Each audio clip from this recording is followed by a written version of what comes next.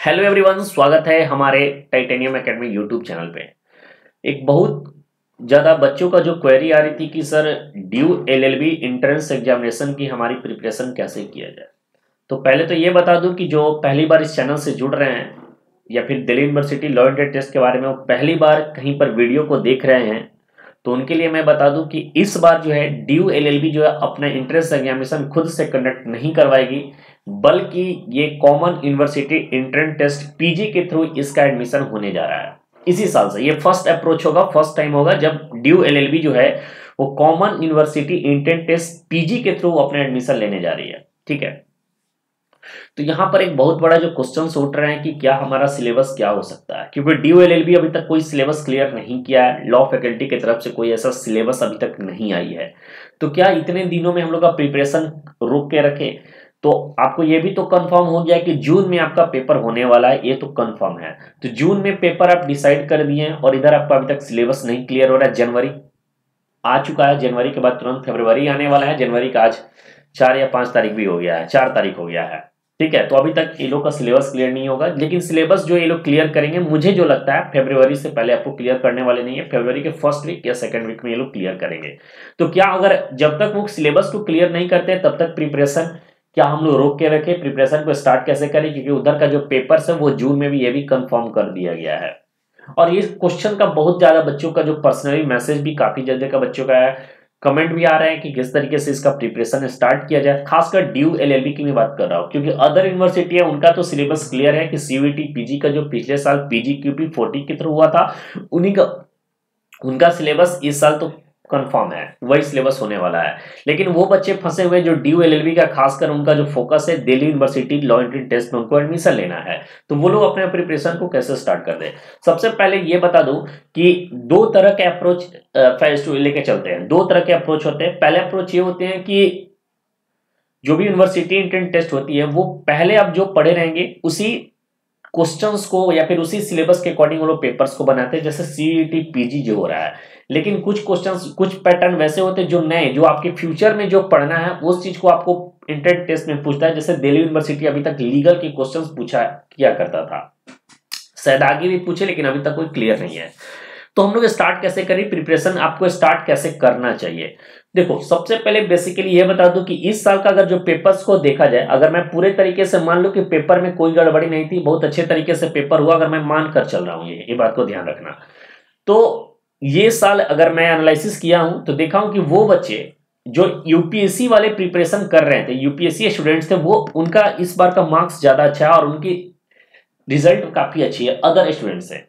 होता क्या था कि अदर बच्चे क्या थे कि लीगल उनको फर्स्ट टाइम पढ़ने मिल रहा था और सिर्फ लीगल पे इतना ज्यादा वो ध्यान दिए थे कि लीगल से हर एक क्वेश्चन उनको आता था, लेकिन अदर टॉपिक से वो कहीं ना कहीं उतने बेस्ट नहीं थे। और यूपीएससी वालों ने क्या किया था, उनका कॉन्स्टिट्यूशन अच्छे लेवल का पढ़ा हुआ था। साथ ही साथ स्टैटिक जीके काफी क्वेश्चन 17-18 के आसपास स्टैटिक जीके का क्वेश्चन पूछा गया था और करंट अफेयर्स के 3 या 4 क्वेश्चन पूछा गया था और इंग्लिश। ये 4 पोर्शन के बदौलत इन लोगों ने इस यूनिवर्सिटी एंट्रेंस टेस्ट को क्रैक कर लिया। ये सच्चाई है, ये ट्रूथ है। लीगल भी उन लोगों ने पढ़ा था, लेकिन उतने डिटेल्स में नहीं पढ़े थे, लेकिन ये सारे टॉपिक्स को बहुत ज्यादा डिटेल्स में उनका पढ़ा हुआ था और इसी के दम पे उन्होंने यूनिवर्सिटी एंट्रेंस टेस्ट को क्लियर कर दिया। ठीक, लेकिन बहुत सारे बच्चों ने क्या किया था कि पिछले साल का जो करंट अफेयर्स के क्वेश्चंस काफी पूछे थे, तो इस साल का ट्रेंड लेकर इस साल भी 2022 वाले जो बच्चे थे वो करंट अफेयर्स पे बहुत ज्यादा फोकस किए थे और फोकस करने के बावजूद आपका जो एग्जाम में क्वेश्चंस आया था मात्र 2 या 3 आया था। स्टैटिक जीके इन लोगों ने बिल्कुल नहीं पढ़ा था और स्टैटिक जीके का क्वेश्चन भर भर के दे दिया गया था। तो आपको ऐसे नहीं करना है। आप अगर 2023 के एस्पिरेंट है तो आपको पहले दिमाग में माइंडसेट कर लेना है कि सभी पेपर्स को, सभी सब्जेक्ट्स को आपको इक्वल वेटेज देना है। छोटा सब्जेक्ट हो या फिर बड़ा सब्जेक्ट हो, आप सभी सब्जेक्ट्स को इक्वल वेटेज देकर चलेंगे। फिलहाल अगर ड्यू एलएलबी वाले जो बच्चे हैं वो आपको सिलेबस जो है वो सीयूईटी पीजी के थ्रू ही आपके सिलेबस को स्टार्ट करना है। अब सीयूईटी पीजी में सारे पेपर्स को नहीं, सारे सब्जेक्ट्स को नहीं स्टार्ट करना है। सबको स्टार्ट किससे करना है? अगर मैं अपने आप को गाइड कर रहा हूं, आप हमारे गाइड को मान सकते हैं या नहीं मान सकते, ये आपकी जिम्मेवारी है, ये मन आपके ऊपर है। आप पे निर्भर करता है कि अगर हमारी गाइडेंस आपको अच्छी लग रही है, मेंटरशिप अच्छी लग रही है, तो आप इसे जरूर फॉलो करना, जरूर आपके लिए बेनिफिशियल होगा।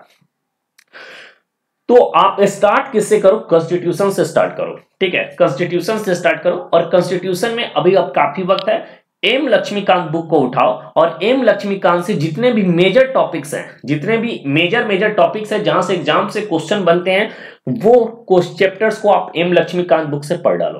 पूरा एम लक्ष्मीकांत बुक पढ़, एम लक्ष्मीकांत एक बुक पढ़ने की जरूरत नहीं है। एम लक्ष्मीकांत बुक जो है वो मेजरली जो इंपॉर्टेंट टॉपिक है उसी को पढ़ना है। अगर एम लक्ष्मीकांत पूरा पढ़ लिए तो आप यूपीएससी लेवल के लिए तैयार हो जाओगे, उतना आपको करना नहीं है, ठीक है। दूसरा चीज ये बता दूं कि अगर कोई टॉपिक पढ़ते हो, जैसे अगर आपने प्रेसिडेंट को उठाया, राष्ट्रपति को उठाया, उसमें जितने भी इंपॉर्टेंट पॉइंट है, जितने भी इंपॉर्टेंट कंसेप्ट है, एक एक छोटे से छोटे कंसेप्ट को अंडरस्टूड करते हुए चलना है, किसी भी पॉइंट को छोड़ना नहीं है, क्योंकि अब जो पेपर बन रहा है वो कंसेप्ट बेसिस पर बन रहा है। आप रट के एग्जाम नहीं दे सकते हो, आप याद करके एमसीक्यू सॉल्व बहुत ज्यादा कर लिए रट के चले गए, नहीं हो सकता है। आपको क्या करना है कि हर एक कंसेप्ट को आपको अच्छे से उस पर पकड़ होनी चाहिए। तो कॉन्स्टिट्यूशन को उठाइए एम लक्ष्मीकांत बुक से, और हर एक छोटे से छोटे टॉपिक जो है, जैसे मेजर टॉपिक का छोटे से छोटे सब टॉपिक को उठाइए और उसको कवर कर डालिए, ठीक है। आपको तो स्टार्ट करना चाहिए आर्टिकल वाइज स्टार्ट करिए। पहले कॉन्स्टिट्यूशन बैकग्राउंड वगैरह पर मत चले जाना, बहुत बोरिंग लगेगा कॉन्स्टिट्यूशन को आर्टिकल से स्टार्ट करो। आर्टिकल 1 से लेकर आर्टिकल 51 तक रटे डालो, एकदम याद होने चाहिए, माइंड में एकदम सेट होने चाहिए। आर्टिकल 1 से लेकर 51 तक स्टार्ट करो, और 51 तक स्टार्ट करने के बावजूद आपका सिलेबस जरूर आ जाएगा उस समय तक, ठीक है। तो ये सबसे बेस्ट है। जो भी क्वेश्चंस बनते हैं आर्टिकल 1 से 51 बहुत ही ज्यादा इंपॉर्टेंट है, यहां से क्वेश्चन आपके एग्जाम में देखने को काफी ज्यादा मिलने वाला है, ठीक है। आप पार्ट वाइज पढ़ना शुरू करिए, उसके बाद जो 51 के बाद है उसमें फिर आर्टिकल जो मोस्ट इंपॉर्टेंट है वो पढ़ना है, लेकिन 1 से लेकर 51 तक आर्टिकल आपको एकदम टिप्स पर याद होने चाहिए। चलिए, बात ये रहा कॉन्स्टिट्यूशन का। कॉन्स्टिट्यूशन हमने स्टार्ट कर लिया, उसके बाद हमें क्या करना है, static GK common university intent test PG में भी पूछा गया था पिछले साल, और ड्यू एलएलबी में पिछले साल भी पूछा गया था। ये कॉमन टॉपिक है और इससे आपको 10 से 15% के मार्क्स यहां पर आपको गेन करने में मदद करेगा। 15% तो गारंटीड रखिए, स्टैटिक जीके से आपको 15% के क्वेश्चन आपको यहां से एग्जाम में पूछेगा ही पूछेगा। तो अभी क्या करना है, आपके पास काफी समय है, तो आप एक छोटे छोटे जो टॉपिक है, जैसे हिस्ट्री से क्वेश्चन पूछे जाते हैं जो मेजर टॉपिक्स है, तो आप क्या करें, या तो उनके एमसीक्यू लगाना शुरू कर दिए, या तो स्टैटिक जीके जो लूसेंट्स हैं अभी से ही धीरे धीरे एक एक चैप्टर पढ़ना शुरू कर दीजिए। डेली बेसिस पर अगर आप 1 घंटे का समय स्टैटिक जीके पर आप देते हैं तो गारंटेड मानो कि आपका जो एक समय आएगा उस समय तक स्टैटिक जीके पर एक अच्छा खासा आपका कमांड हो जाएगा, ठीक। इसके साथ ही करंट अफेयर्स आपका या तो ड्यू एलएलबी के थ्रू हो, ड्यू जो खुद का एंट्रेंस लो जो एनटीए के थ्रू कंडक्ट करवाती थी, या फिर सीवीटी पीजी के थ्रू हो, दोनों में आपको क्लास करने वाला है करंट अफेयर्स। और करंट अफेयर्स एग्जाम में आपको स्पेशल खास तौर पे अलग लेवल का रोल प्ले करता है। 2022 के जो आए थे सीवीटी पीजी के क्वेश्चंस, उसमें करंट अफेयर्स के क्वेश्चन अच्छे खासे थे, बहुत हाई लेवल के क्वेश्चन नहीं थे, अपॉइंटमेंट अवार्ड यही सबसे क्वेश्चन था, लेकिन क्वेश्चंस थे, जरूर थे।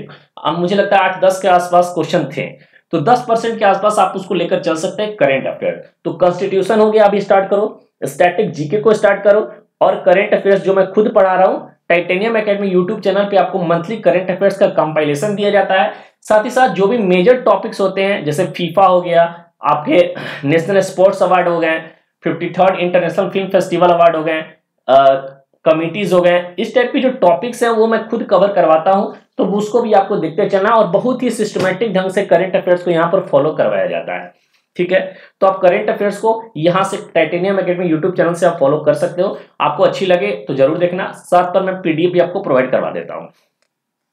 इसके अलावा आप जो है डेली बेसिस पे सबसे बोरिंग सब्जेक्ट जो मैथ होता है, मैथ जो है ड्यू एलएलबी का जो भी पार्ट है, और मैथ्स जो है सीवीटी पीजी का भी पार्ट रहा है। तो होता है कि ड्यू में अभी तक मैथ्स के क्वेश्चन नहीं पूछे जाते थे, 1-2 क्वेश्चन पूछा जाता था, लेकिन उसका सिलेबस का पार्ट था। तो मैथ्स बहुत ही स्टूडेंट्स का मैं समझ सकता हूं कि जो लॉ में आए हैं उनका मैथ्स बहुत खराब रहता है, बेकार ही रहता है। तो आपको डेली बेसिस पे 1 घंटे का मैथ्स दीजिए और रीजनिंग भी देना शुरू कर दीजिए। तो अभी आपको इन्हीं सब्जेक्ट्स पर ध्यान देना है, लीगल वगैरह पे मत पढ़िए, कोई बेनिफिट नहीं होने वाला है। कॉन्स्टिट्यूशन को पढ़िए, ठीक है, डेली बेसिस पे कॉन्स्टिट्यूशन काफी इंटरेस्टिंग लगेगा, अच्छे तरीके से उसको पढ़ना। स्टैटिक जीके को जितना जल्दी हो सके जितना ज्यादा हो सके कवर करने की कोशिश करो, बाद में आपको स्टैटिक जीके कवर करने का टाइम नहीं मिलने वाला है। करंट अफेयर्स जैसे जैसे मंथली वाइज होते रहता है, उसी समय उसको अप्रोच को खत्म कर डालो, उसी समय करंट अफेयर्स को पढ़ के खत्म कर देना है। उसके बाद चौथा जो पॉइंट है वो है मैथ और रीजनिंग।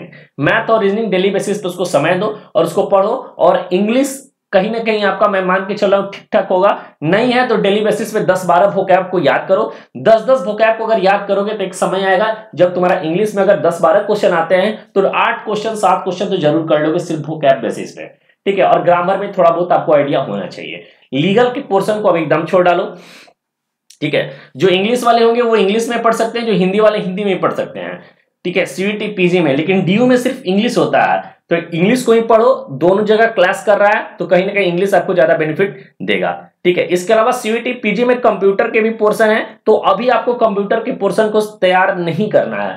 कंप्यूटर के क्वेश्चन बहुत टफ लेवल के नहीं आते हैं, वो आप बहुत कम समय में कवर कर सकते हो, तो अभी फिलहाल आपको नहीं करना है। अभी आप फिलहाल constitution, static GK, current affairs और मैथ और रीजनिंग से स्टार्ट करो। सबसे बेस्ट अप्रोच बता रहा हूं कि इतने दिनों में जब तक सिलेबस आएगा तब तक आपका सिलेबस का 80% इस सब पार्ट का कवर हो जाएगा। उसके बाद अगर लीगल के पोर्शन को जोड़ा जाता है तो हमारे पास तब भी 4 महीने का समय रहेगा, तो 3 महीने में हम उसको कवर करेंगे और 1 महीने में पूरे तरीके से मॉक टेस्ट और रिवीजन करेंगे।